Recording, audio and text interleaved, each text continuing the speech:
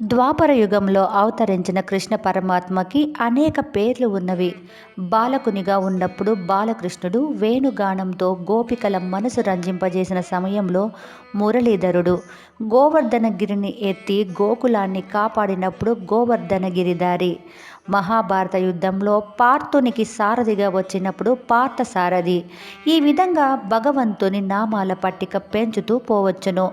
కేరళ రాష్ట్రంలోని గురువాయూర్ పేరు చెప్పగానే మనకు జ్ఞాపకం వచ్చేది గురువాయూరప్పన్ ఆలయం.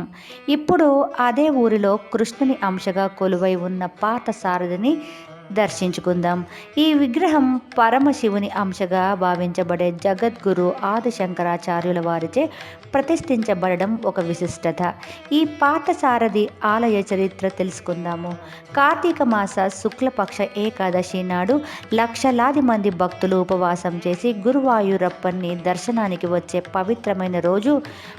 18 రోజులు జరిగిన మహాభారత యుద్ధంలో శ్రీకృష్ణ పరమాత్మ పార్థునికి గీతోపదేశం చేసిన రోజు కూడా అదే. ఈ పవిత్రమైన రోజున నారద మహర్షి ఆదిశంకరుల వారు ఆకాశ మార్గమున సంచరిస్తూ ఉన్నారు. గురువాయూర్ క్షేత్ర ఉత్తర దిశ పైన వస్తున్న సమయంలో నారద మహర్షి మాత్రం గురువాయూరప్పన్ దర్శనానికి కిందికి దిగారు.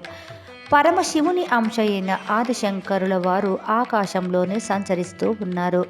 గురువాయూరప్పన్ని నేత్రానందంగా దర్శిద్దామని ఆలయంలోకి వెళ్ళడానికి సిద్ధంగా ఉన్న నారద మహర్షి ఆ సమయంలో ఆదిశంకరుల వారు కూడా ఆలయ ద్వారం వద్ద నిలబడి ఉండడం చూశారు. నారదుడు ఆశ్చర్యంగా శంకరాచార్యుల వారి వంక చూడగా ఆకాశంలో సంచరిస్తూ ఉన్న తనని ఏదో శక్తి కిందికి దింపుతున్నట్టనిపించింది అని అన్నారు ఆదిశంకరుల వారు.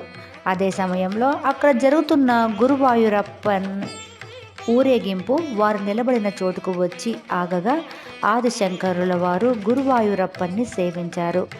హరిహరులు ఇద్దరు ఏకరూపమే అని లోకానికి తెలియజేయడానికే గురువాయూరప్పన్ ఈ లీల జరిపారు అని గ్రహించి వారు స్వామి దర్శనానికి లోపలికి వెళ్ళారు. ఆ సమయంలో ఆదిశంకరుల వారి కోరికతో భగవాన్ పార్థసారథి రూపంతో ఆయనకి దర్శనమిచ్చారు. తను దర్శించిన ఈ దివ్య దర్శనం భక్తులకు కూడా లభించాలని సంకల్పించిన శంకరులు నారద మహర్షి సూచించిన విధానంగా పార్థసారథి విగ్రహాన్ని గంగా నది నుండి తీసుకొని వచ్చి గురువాయూర్లో ప్రతిష్ఠించారు.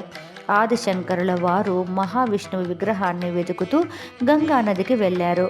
అన్నదానికి ఒక కథ ఉన్నది. ఈ కథ కూడా తెలుసుకుందాము.